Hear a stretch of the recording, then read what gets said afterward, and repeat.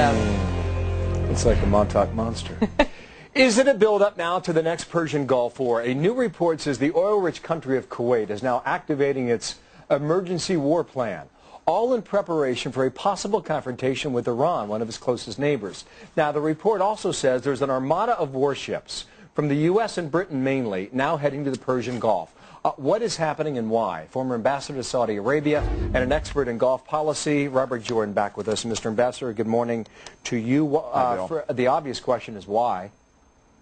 Well, Kuwait is in the middle of a very rough neighborhood. Think of them as kind of the middle of a sandwich between Iraq and Iran.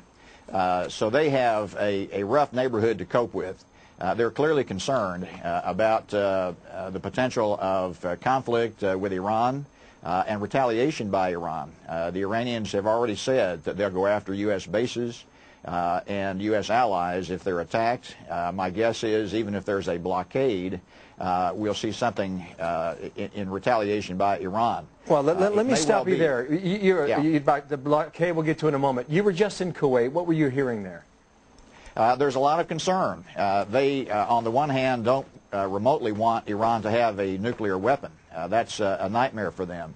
On the other hand, military conflict blows up the entire region, could affect their oil exports through the Strait of Hormuz, and so they're very concerned about military conflict. Okay, there is no good solution in their eyes. You mentioned the blockade. What would a blockade do to Iran?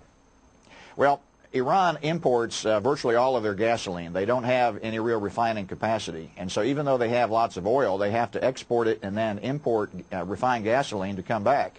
A blockade of their oil or their gasoline imports would effectively devastate their economy. They couldn't survive economically without gasoline. And so that's perhaps one or two steps down the line, depending on how the sanctions efforts go. Okay, now, some have suggested this might be merely a drill, or it could be the real thing. What is your sense?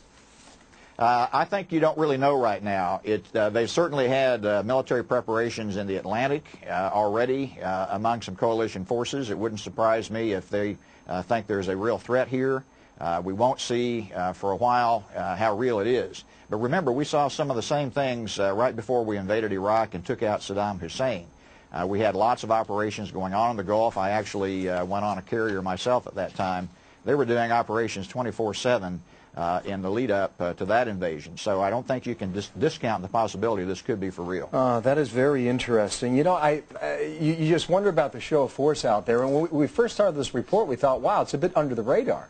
It did not get the amount of attention that you would normally. Is there a reason for that? Well, it's possible that they're going to rotate one of the carrier battle groups out as they bring the two carriers in. And so we haven't seen any announcement that the normal tour of duty for the carrier there right now would be up, the Abraham Lincoln. But it's possible that one of these two carriers coming in could relieve the Lincoln and stay on station there. My guess is they're going to ramp up their operations, possibly as a test to see how well they perform, and then wait for the situation to unfold before they decide to relieve that carrier. All right, it is intriguing nonetheless. Mr. Ambassador, thank you. Robert Jordan with us today. Thanks, Bill. Nice to see you.